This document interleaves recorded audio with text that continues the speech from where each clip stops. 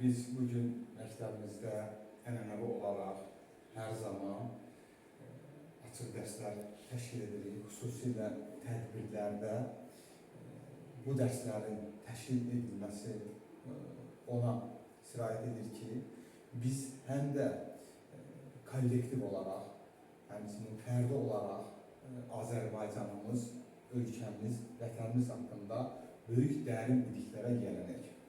Əlbəttə, bütün uğurlarımız, bizim bütün nailiyyətlərimiz bizim ölkəmizin, Azərbaycanımızın müstəqilliyi ilə bağlıdır. Müstəqillik, azadlıq, suverenlik heç vaxt, heç zaman asan əldə olunmayıb. Çox uzaq bir tarix də deyil. Bizim ikinci dəfə müstəqillik əldə etməyimiz və keçdiyimiz o keşməkeşli yol, həmçinin ağır yol, bütün vətəndaşlarımızın bir daha tarixini, ədəbiyyatını, elmini, düşüncəsini bir araya yığaraq Azərbaycan uğrunda attığı addımlar bugün də bizlərin həm qan yaddaşıdır, həm tarixə salnaməsidir, həmçinin də bizim tarix kitablarımızın səhifələrində yer alan məlumatlardır.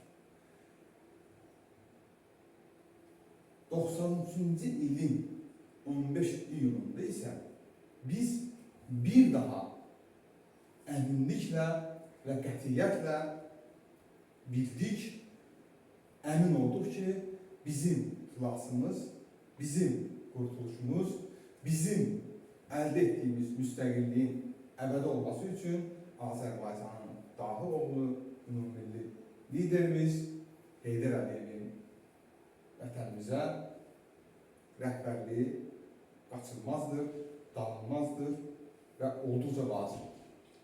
Xalq olaraq biz onu dəstəkləyərək bir daha Heydər Əliyevi Naxçıvandan Azərbaycana, Bakıya dəvət etdik.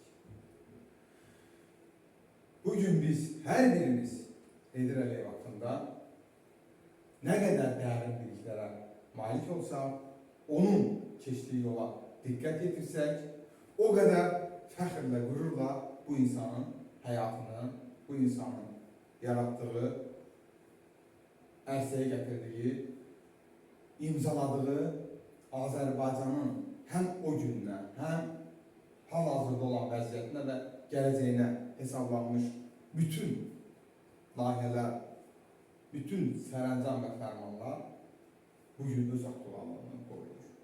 Onun dediyi kimi, inanın, biz bir gün Qarabağın işğal olmuş torpaqlarına qayıdacaq və bununla bağlı bir çox aforizmləri yenə də öz